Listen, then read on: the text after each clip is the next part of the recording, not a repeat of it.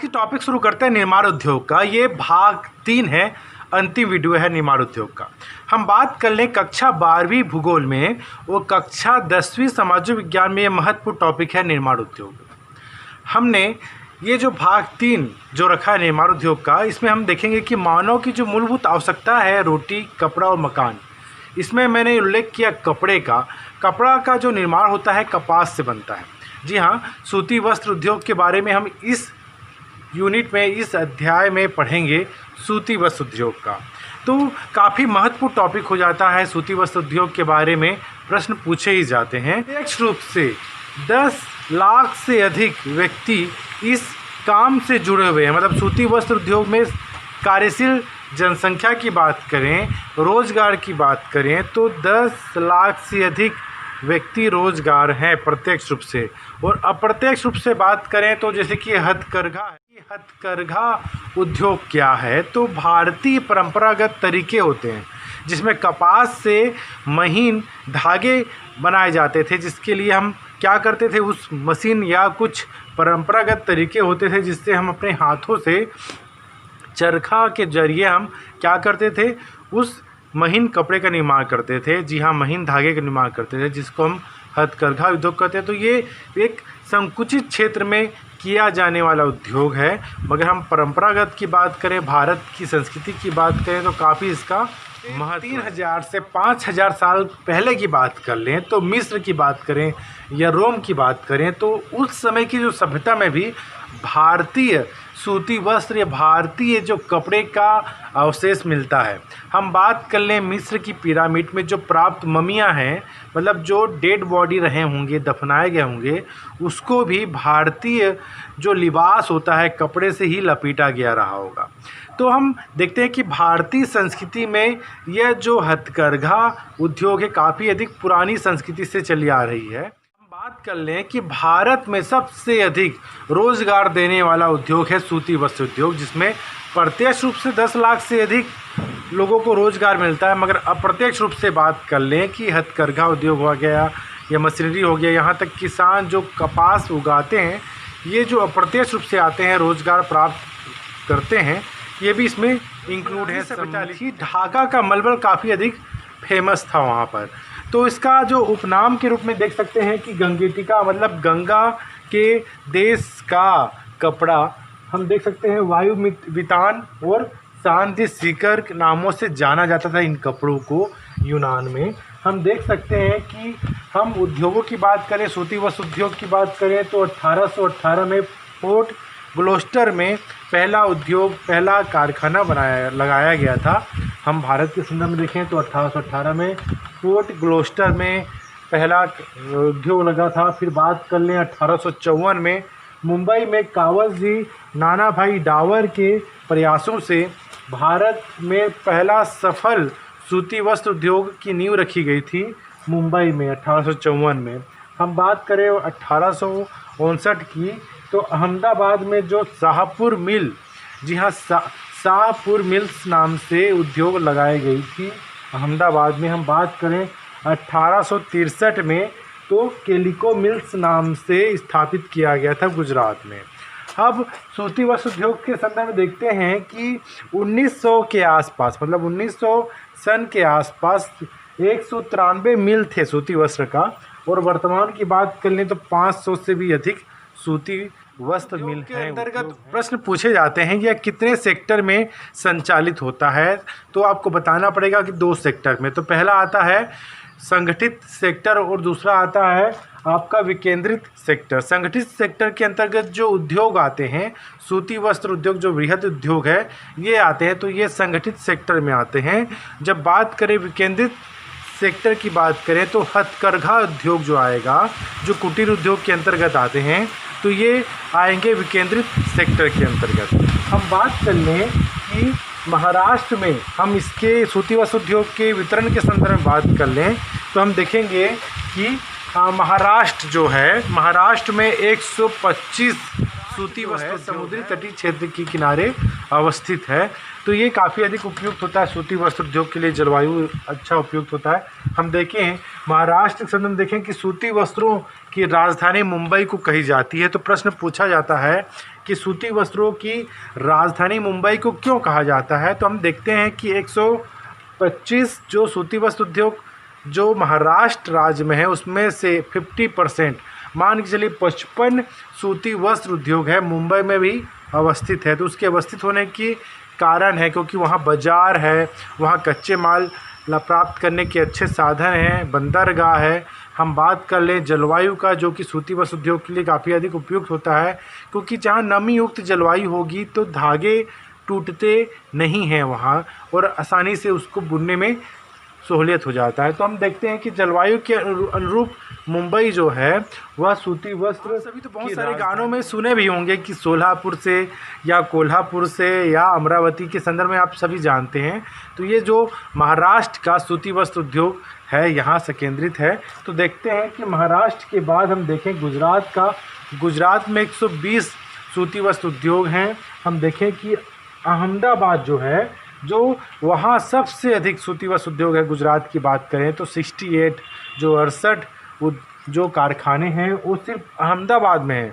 जी हाँ, गुजरात में जो टोटल 120 उद्योग है उसमें से 68 कारखाने उद्योग अहमदाबाद में हैं और यह अहमदाबाद काफ़ी अनुकूल है सूती वस्त्र उद्योग के लिए। इसको पूर्व का बोस्टन कहा जाता है। जी हाँ, बोस्टन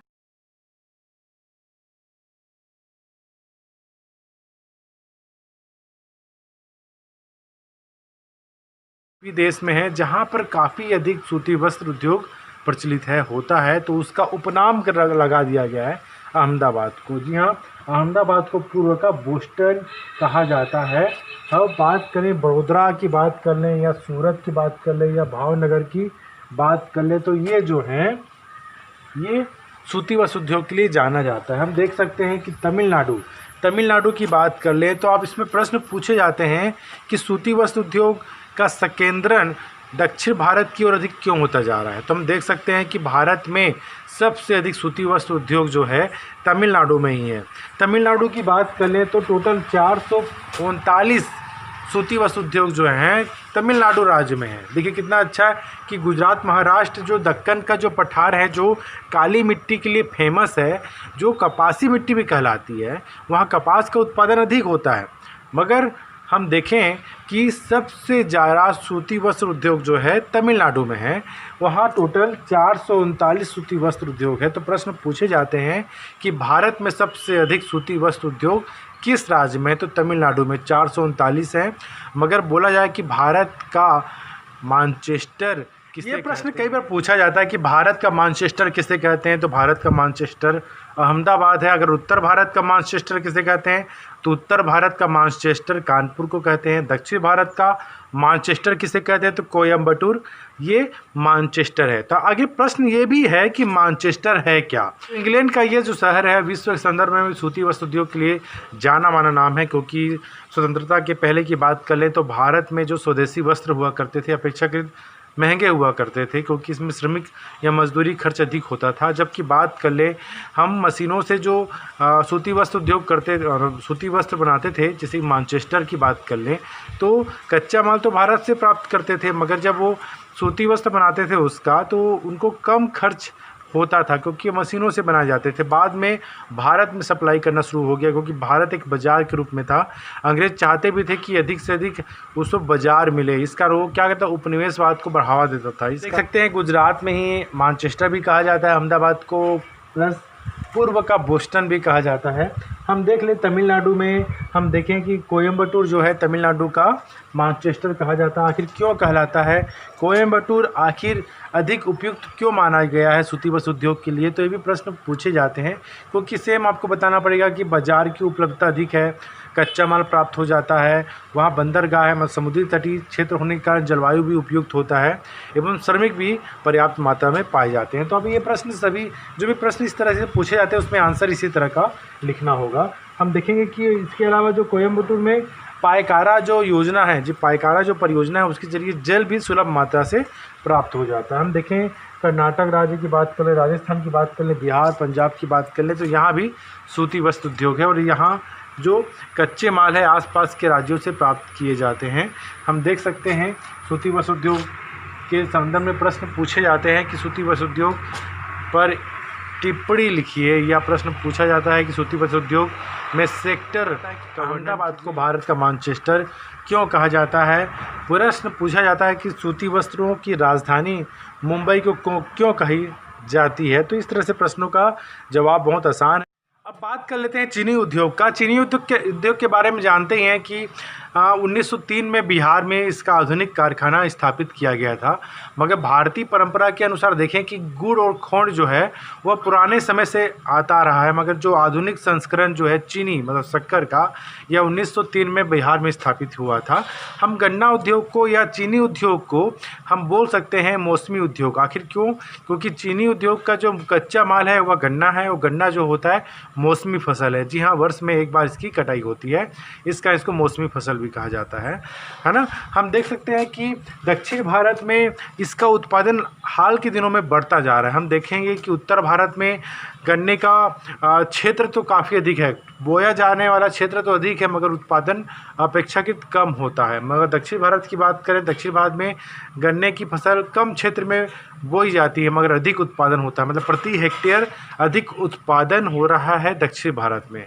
इस कारण दक्षिण भारत में अधिक संकेंद्रण हो रहा जाता है कि दक्षिण भारत में गन्ने के संकेंद्रण के क्या कारण है। तो प्रश्न आपको इस तरह से पूछेगा तो आपको आंसर बताना ही पड़ेगा कि भाई वहाँ प्रति हेक्टेयर उत्पादन अधिक गन्ना का अधिक है, श्रमिक अधिक है, वहाँ स्थानीयकरण के साधन अधिक हैं। हम बता सकते हैं कि वहाँ विभिन्न सुविधाओं का चीनी उद्योग के अनुकूल वहाँ जलवायु भी पाई जाती है। यहाँ पर गन्ना का उत्पादन हो रहा है, जहाँ गन्ना की फसल की जाती है वहाँ पास में ही क्या होगा, चीनी उद्योग होगा। छत्तीसगढ़ की बात करें तो छत्तीसगढ़ में छत्तीसगढ़ का पहला चीनी उद्योग था बोरमदेव उद्योग, जो एक सहकारी उद्योग है। देखते हैं कि कवर्धा ज़िले में है, और वहाँ पर आसपास में जो गन्ने की खेती की जाती है तो अधिक से अधिक संकेंद्रण वहीं होगा किसी भी उद्योग का, खासकर गन्ना उद्योग का या चीनी उद्योग का, जहाँ पर गन्ने का पैदावार अधिक होता है। हम देखते हैं चीनी उद्योग का कच्चा माल है गन्ना, और गन्ना जहाँ पर उत्पादित होता है उसके पास में ही यह उद्योग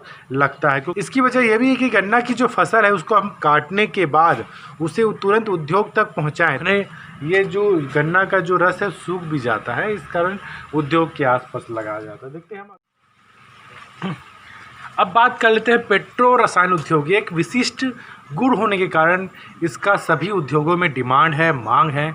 हम देख सकते हैं कि पेट्रो रसायन उद्योग जो है पेट्रोलियम से प्राप्त किए जाते हैं।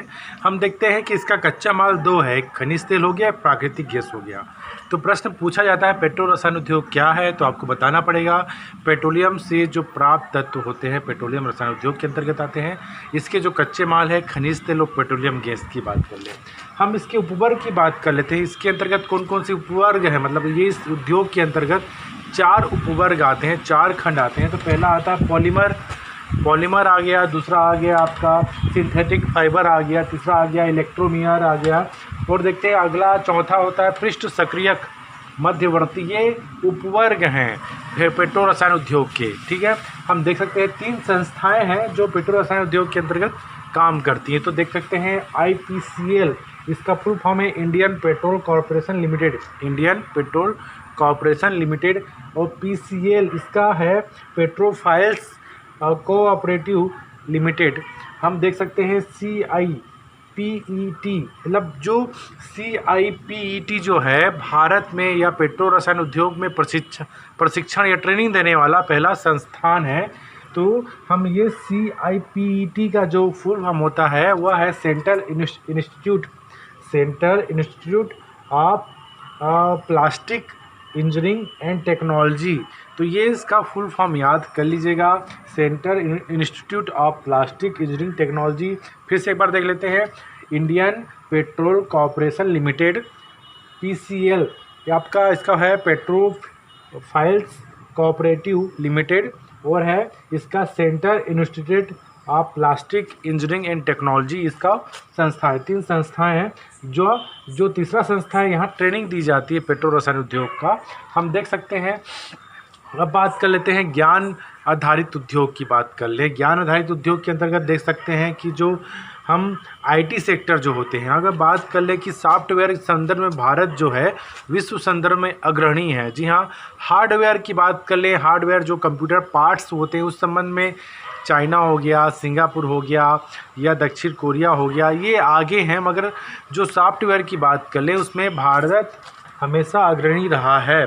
हम देख सकते हैं ज्ञान आधारित उद्योग के अंतर्गत आईटी सेक्टर का जो जीडीपी है 2% है। जी हाँ, जो हम देख सकते हैं इसका जीडीपी जो है 2% है और ये पूरी तरह से भारत काफ़ी अग्रणी हो गया है। जितने भी एप्लीकेशंस हैं जो इंस्टॉल हम करते हैं मोबाइल में, ये सब जो काम किए जा रहे हैं ये इसके अंतर्गत आएंगे। ज्ञान आधारित उद्योग के अंतर्गत, ज्ञान आधारित उद्योग के अंतर्गत वर्तमान समय में काफ़ी अधिक उपयोगी है और ये काफ़ी अधिक आगे भी जा रहा है और इससे काफ़ी अधिक भारत को भी विदेशी पूंजी। हम बात कर लेते हैं 1991 की औद्योगिक नीति। ये प्रश्न पूछे जाते हैं। नरसिम्हा राव उस समय प्रधानमंत्री थे और वित्त मंत्री जो थे जो डॉक्टर मनमोहन सिंह, उनके अंतर्गत हम देखेंगे कि 1991 में एक नई औद्योगिक नीति का क्रियान्वयन किया गया जो कि भारतीय जो अर्थव्यवस्था में रफ्तार लाने का काम करता है। हम देखते हैं इसके अंतर्गत 3 नीतियाँ थीं, उदारीकरण की नीति, निजीकरण की नीति और वैश्वीकरण की नीति। तो ये प्रश्न पूछे जाते हैं टिप्पणी के रूप में। प्रश्न पूछा जाता है कि 1991 औद्योगिक नीति क्या है। प्रश्न पूछा जाएगा कि उदारीकरण क्या है, वैश्वीकरण क्या है, निजीकरण क्या है।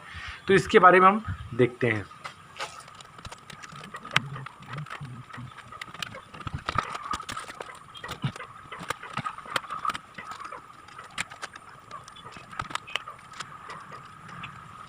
अब बात कर लेते हैं उदारीकरण का। उदारीकरण की बात करें तो हम करें तो 1956 का जो सार्वजनिक नीति जो थी उसके अंतर्गत 17 जो क्षेत्र थे जिसमें लाइसेंस देने का अधिकार सिर्फ सरकार को होता था। ये सार्वजनिक उपक्रम के थे, सरकार के पास ये लाइसेंस देने का अधिकार हुआ करता था और ये अपेक्षाकृत क्या था, इन क्षेत्रों में सिर्फ सार्वजनिक उपक्रम के ही उद्योग लगाए। 4 बचे हैं, मतलब 4 जो उद्योग हैं, जैसे कि उसमें परमाणु उद्योग हो गया, रेलवे उद्योग जो हो गया, इसमें सिर्फ सार्वजनिक या सरकार का ही क्या करेगा, इन्वेस्ट लगेगा, बाकी का सब निजीकरण भी हो जाएगा।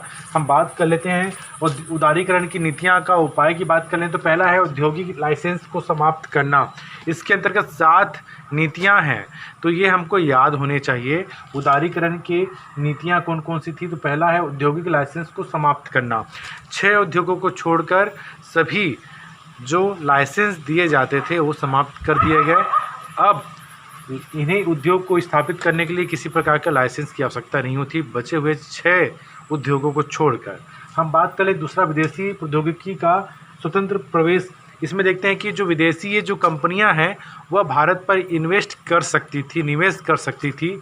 और हम देखते हैं तीसरा पॉइंट, प्रत्यक्ष विदेशी निवेश नीतियां, मतलब जो FDI जो था इसकी भी नीतियां स्पष्ट थी और ये निवेश किए जा सकते थे। भारत के संदर्भ में देखा जाए उनको प्रोत्साहित किया जा सकता था कि भारत में उद्योग अधिक से अधिक लगाने के लिए। हम देखते हैं चौथा पॉइंट, पूंजी बाजार की सुलभता। पूंजी की सुलभता के लिए बैंकों के द्वारा विशेष ऋण दिए जाते थे और इनको प्रोत्साहित किया जाता था। हम देख सकते हैं 5वां पॉइंट, मुक्त व्यापार। 5वां पॉइंट में देखते हैं मुक्त व्यापार। इसमें जो व्यापार था वो काफ़ी अधिक मुक्त हुआ करता था। 5वां जो पॉइंट है मुक्त व्यापार, इसके अंतर्गत सरकार उद्योगों को विशेष प्रकार की छूट दिया करती थी व्यापार के लिए। हम देखते हैं 6वां पॉइंट देखते हैं कि जो चरणबद्ध जो विनिर्माण कार्यक्रमों की समाप्ति, जो स्टेप बाय स्टेप जो उद्योगों की स्थापना के संदर्भ में जो दिशा निर्देश थे उसको समाप्त कर दिया गया। अब इसमें दिया गया कि चरणबद्ध विनिर्माण कार्यक्रमों की समाप्ति, ये भी एक उदारीकरण का एक 6वां पॉइंट है। 7वां पॉइंट देख सकते हैं। 7वां पॉइंट को देख लेते हैं, स्थानीयकरण कार्यक्रमों के प्रति उदारता। जितने भी जो उद्योग लगने के जो कारण होते हैं, जो स्थानीयकरण होते हैं, कच्चे माल के लिए, शक्ति के लिए, श्रमिक के लिए, जल के लिए, इसके लिए क्या कर दिया गया, सरकार के द्वारा उदारता की नीति अपनाई गई। तो इस प्रकार से 7 पॉइंट हैं उदारीकरण के लिए। देखते हैं दूसरा, निजीकरण। निजीकरण की बात कर लें तो 1956 में टोटल सार्वजनिक उपक्रम जो थे 17 थे और 1991 के बाद ये 4 हो जाते हैं। 4 उद्योग ऐसे होते हैं जिसमें 26% जो शेयर था ये बाउंडेशन नहीं था। बाकी के बाकी जितना भी औद्योगिक क्षेत्र था उसमें 26% तक सरकार अपना पूंजी लगाती थी, बाकी जो थे वह निजीकरण के हाथों संचालित हुआ करता था। हम देख सकते हैं इसके अंतर्गत पहला सार्वजनिक क्षेत्र के सभी गैर सामरिक उद्यमों में सहकारी शेयरों की सहभागिता की बात कर सकते हैं। जितने भी सार्वजनिक उपक्रम थे उसमें सरकारी शेयर जो था निजीकरण के हाथों जा सकता था, बता सकते हैं, है ना। वित्तीय भागीदारी जो थी 26% या उससे कम करना मेन उद्देश्य था निजीकरण का। जी हाँ, जो फाउंडेशन था, जो बंधन था सरकारी कंपनियों के पास ना होकर, मतलब सार्वजनिक कंपनियों के पास ना होकर वह निजीकरण के हाथों में संचालित हो।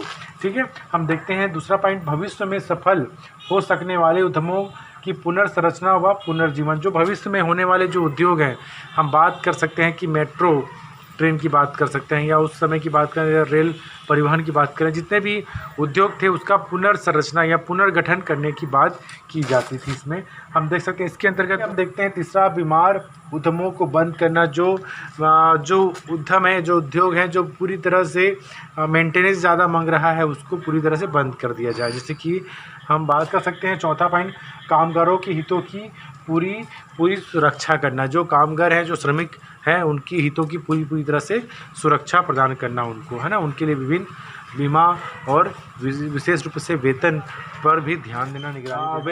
वैश्वीकरण और भूमंडलीकरण को भी देख लेते हैं, वैश्वीकरण और भूमंडलीकरण के बारे में। ग्लोबलाइजेशन के अर्थ को समझने का प्रयास करते हैं कि किसी देश की अर्थव्यवस्था को विश्व की अर्थव्यवस्था के साथ एकीकृत करना। वैश्वीकरण के अंतर्गत पूंजी के साथ साथ वस्तुएं और सेवाएं, श्रमिक और संसाधन एक देश से दूसरे देश में स्वतंत्रतापूर्वक आ जा सकते हैं। वैश्वीकरण का मुख्य जोर घरेलू और विदेशी प्रतिस्पर्धा को बढ़ाने पर रहता है। इसे भारतीय परिप्रेक्ष्य में समझने का प्रयास करते हैं कि अर्थव्यवस्था को प्रत्यक्ष विदेशी निवेश के लिए विदेशी कंपनियों को सुविधाएं देना, ताकि वे भारत के विभिन्न आर्थिक क्रियाकलापों में निवेश कर सकें। दूसरा पॉइंट देखते हैं कि भारत में बहुराष्ट्रीय कंपनियों के प्रवेश में आने वाली जो रुकावटें हैं या बाधाएं हैं और प्रतिबंधों को हटाना। हम देखते हैं तीसरा, भारतीय कंपनियों को भारत में विदेशी सहयोग की अनुमति देना तथा उन्हें विदेशों में संयुक्त उद्यम स्थापित करने के लिए प्रोत्साहित करना, जिससे अधिक से अधिक विदेशी कंपनियां भारत में अपना निवेश कर सकें। चौथा पॉइंट देखते हैं, प्रभावशाली उदार आयात कार्यक्रमों को लागू करना।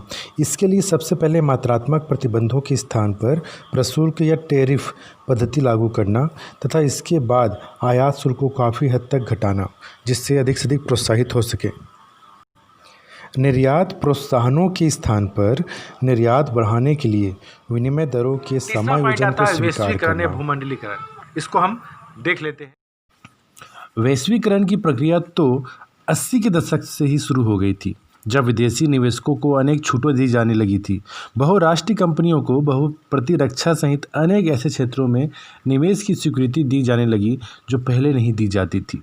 कुछ विशेष क्षेत्रों को छोड़कर लगभग सभी क्षेत्रों में लाइसेंस पद्धति को समाप्त किया गया तथा आयात को उदार बनाया गया। परंतु वैश्वीकरण को वास्तविक गति तब मिली जब जुलाई सन 1991 को केंद्र सरकार ने नई आर्थिक नीति अपनाई।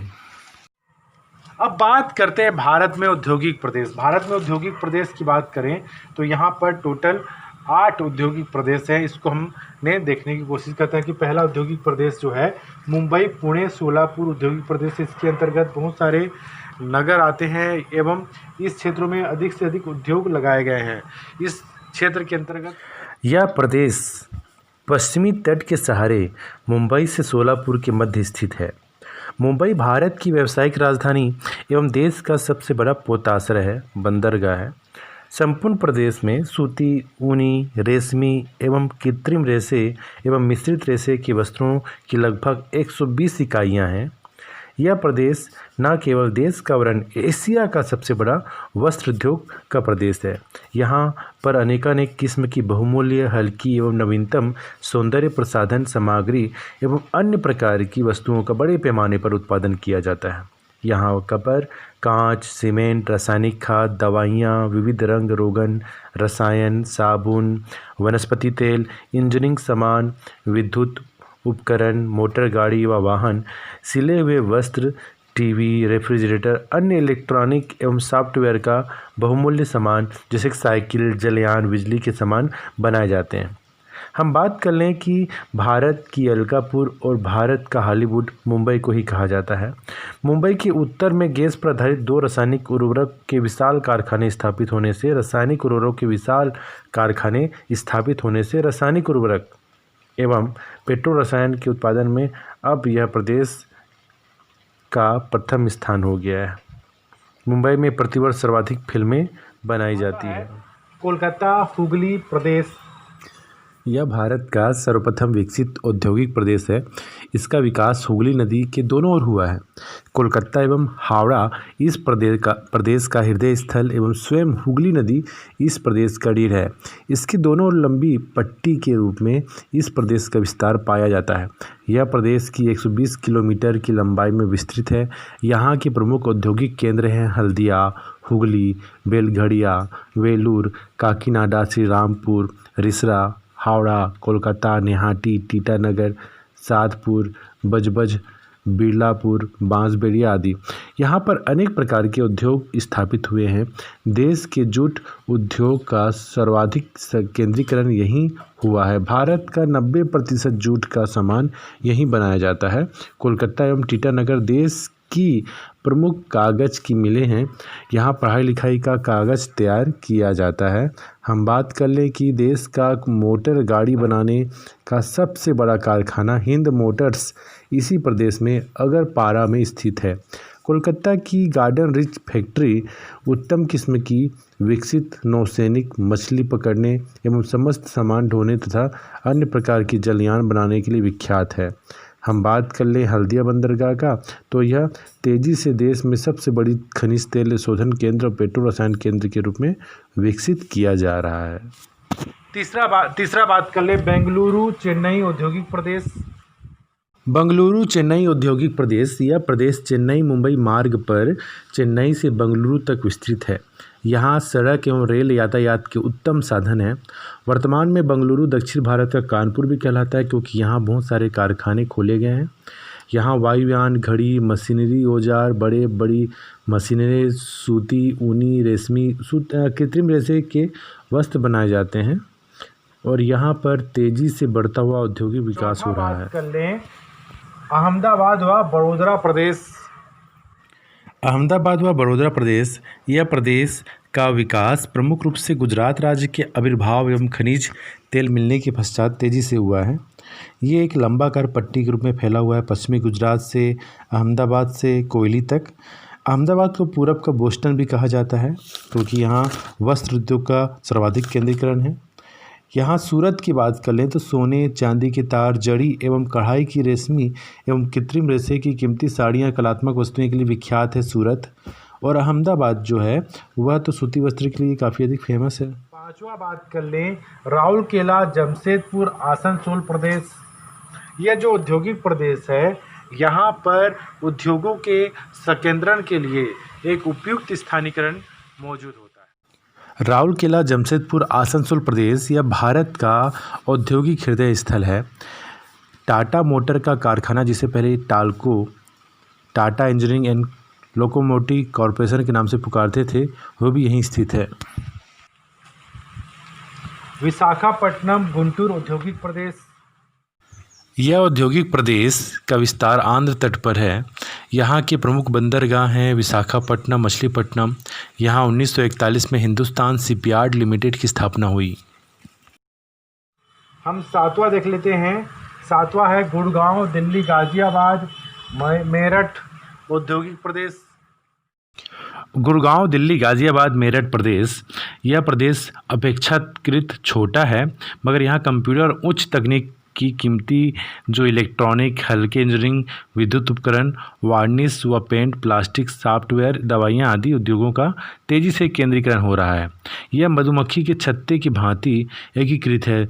यहाँ जो केंद्र हैं दिल्ली, शाहजादा, फरीदाबाद, मोदीनगर, मुरादनगर, गाजियाबाद, ये फैले हुए हैं।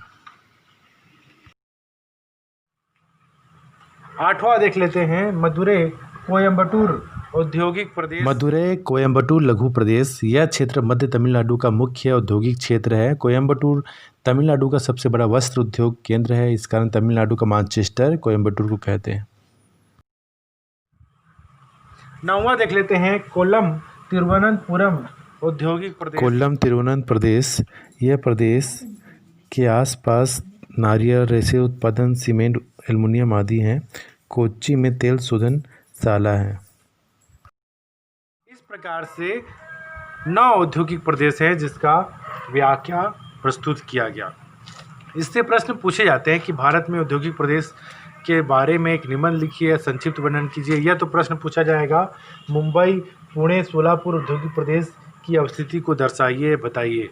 तो आपको मैप में भी दर्शाना है, साथ साथ आपको उल्लेख भी करना पड़ेगा। इस प्रकार से निर्माण उद्योग का ये टॉपिक और अंतिम वीडियो समाप्त हो जाता है।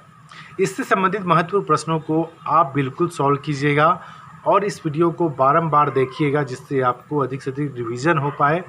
धन्यवाद।